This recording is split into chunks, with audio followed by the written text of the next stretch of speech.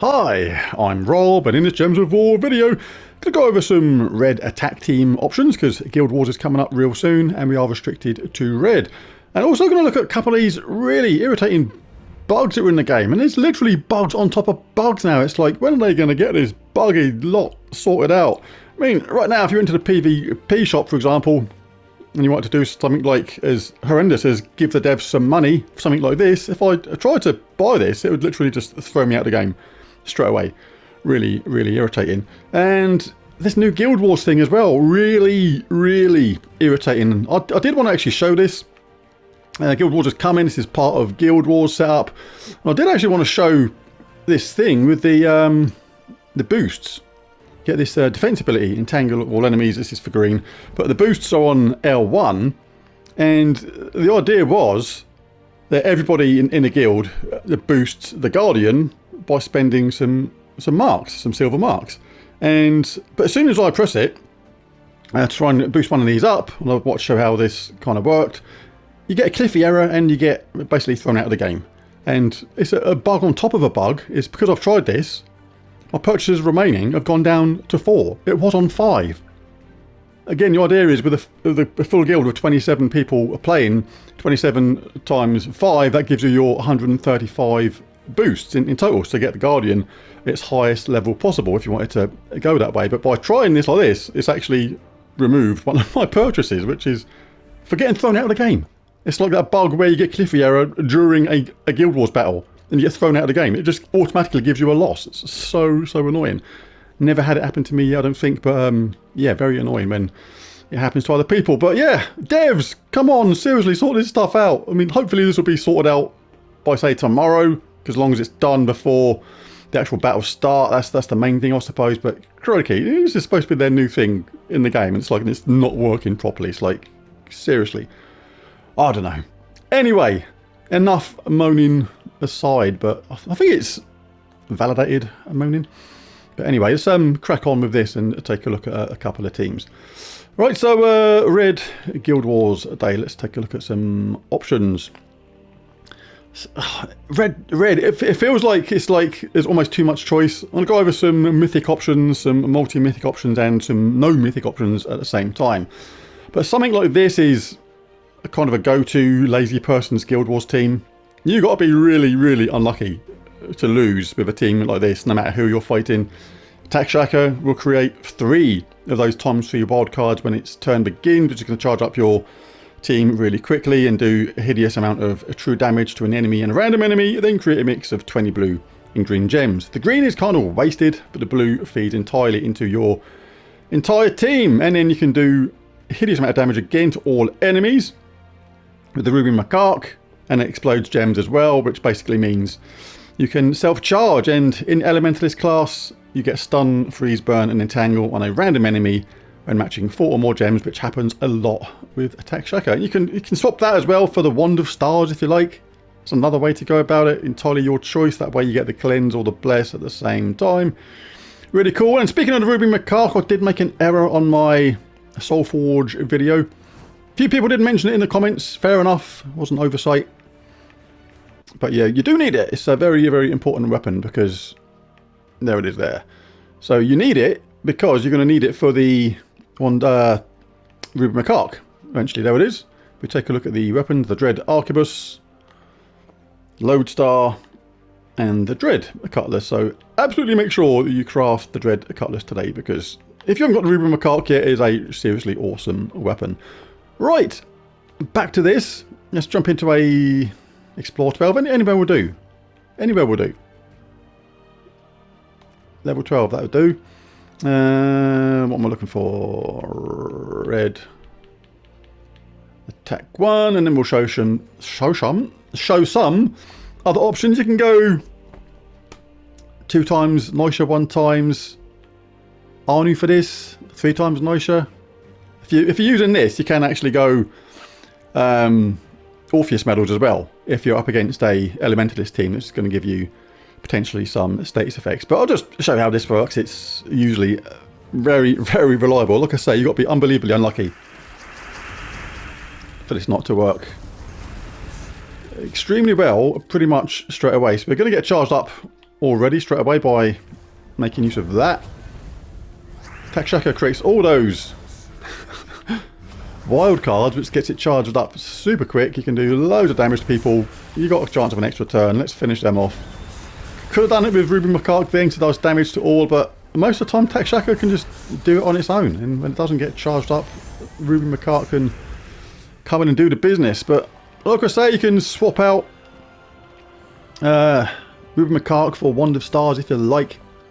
Super reliable weapon, but I prefer this one in a way to, if you don't really need the cleanse option and things like that, then I really do like this Ruby Macaque option, because Wand of Stars can backfire. The fact that you're creating all those wild cards and you've got this constant really effective damage to all is really good. And even if you get submerged enemies that will dodge Ruby Macaque, then Takshaka hits them. So it's like really cool. So let's finish this off. What? Go on then, have a bit of that then, just for being a bit annoying. Right, so let's show a couple of other options now. That's a very straightforward one. The option of changing it for the Wand of Stars. Right, it's a bit of a classic red team. It's kind of semi-outdated now thanks to 3x Takshaka and Ruby Macaque stroke Wand of Stars. But Centuragon, Zul'Goth, Fist of Heaven and Gimlet is a team I created a long time ago when Centuragon first came out, and it's a really fun team to use. Centuragon has a 10% chance to devour a random enemy with a +10 chance for each wild card, then convert all skulls to ×2 wild cards. That is the main thing about that. Zul'Goth just kills someone, burns and freezes all remaining enemies, and creates 12 skulls. This is a really good team if you've got like a Zul'Goth, but you still haven't crafted a Chrysanthrex or a Stellarex, or you haven't got 3x Takshaka, things like that. Fist of Heaven explodes magic +1 yellow gems, gives a random status effect to all divine allies, then summons a divine troop, and we can use this in Elementalist class, getting all the usual lovely benefits. Hunky dory. Gimlet starts off with full mana and transforms all green to brown, enrages and gives magic +1 life to the first ally. So the important thing about this team is getting Centuragon up as quickly as possible, because when we do that, we're going to look to see if we can get a 4-match when converting those skulls to wild cards. And if we do that, that's bound to charge up with Zul'Goth straight away. He'll kill an enemy, then creates a load of skulls, and quite often Centurion can just do it again. So let's show how this works. +2 red banner for this one. So the first thing we're looking for is this, transform green to brown. If we get a nice 4-match on that, or plenty of mana, so we got an okay amount there. It's not amazing though, but it's better than a kick in the teeth. But we've got 2 lots of brown there. That's actually even better. Oh, we didn't quite get the mana splurge, but we did get an extra turn there. Alright, so this sort of thing is like gold to Zul'Goth. Watch this. So we're going to transform, convert all those skulls to ×2 wild cards. That's filled up the Zulu boy.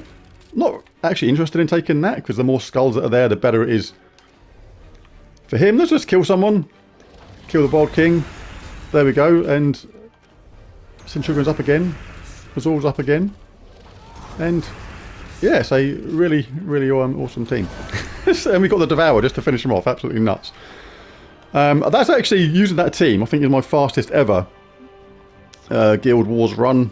I've never actually gone out of my way to try and do Guild Wars particularly quickly, but there was one time a few years ago now in the old style Guild Wars where I was in a particular rush. I forget why, but I was going out or someone was coming over to do something and or whatever. But I was in a rush, and I think I got all my battles done in 7 minutes. All 5 battles. And this is in the equivalent at the time, I think, of bracket 2, which is like in the second to highest bracket possible in the game. So yeah, 7 minutes using that Centuragon team. So let's take a look at another option here. What we got? No mythics. You can go with something like a Tesla. I know Flaming Oni is here, but that is a mythic. If you haven't got Flaming Oni and you want to go something like a no mythic team, you can chuck in something like a Emberclaw. could give you a nice quick start. This converts a purple gem to a elemental start when my turn begins, and you can get lucky with that and just get a whole bunch of mana absolutely straight away, and that can obviously help your team. And the spell's good as well. Explodes a row and does true damage to the first 2 enemies boosted by elemental stars, which complements the Tesla's true damage as well. Combine this with the Wand of Stars or another nice explodey summoning weapon and you can be well away very quickly. The class choice in this is largely up to you. I do like a 50% mana start on this sort of thing, because the key to a lot of battles in Guild Wars is basically getting to go first. If you get to go first, sometimes you can wipe out the defense, no matter how good it is. So giving yourself that 50% mana start in those classes like Geomancer and Frost Mage, for example, or even Archer, is really important. But let's give this a quick whirl. I want to get the wand up, cast that. Yeah, we'll have a bit of that. This is going to give us our wandy stuff up. We'll get that anyway, just because it's there.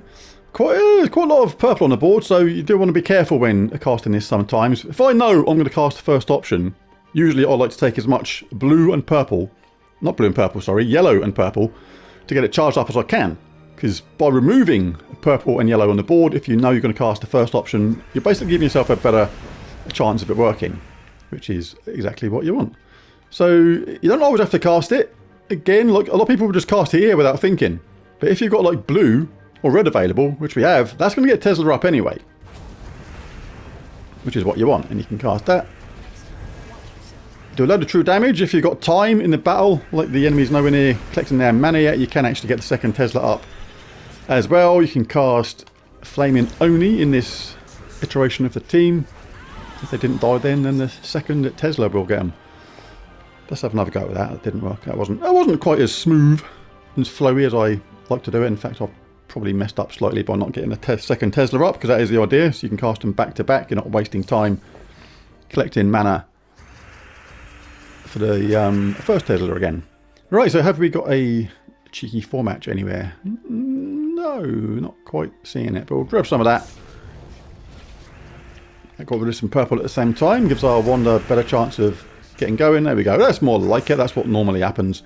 Then we can cast both Teslas.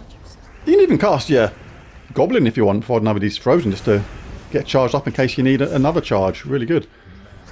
You can take those 4 matches, just in case you get a random skull hit.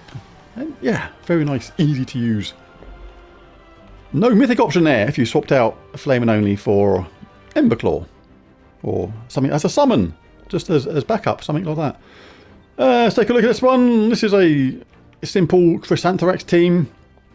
You can use Wonder Stars again if you like, or an explodey summoning weapon, and have Chrysanthrex up top. Obviously it has to be red though.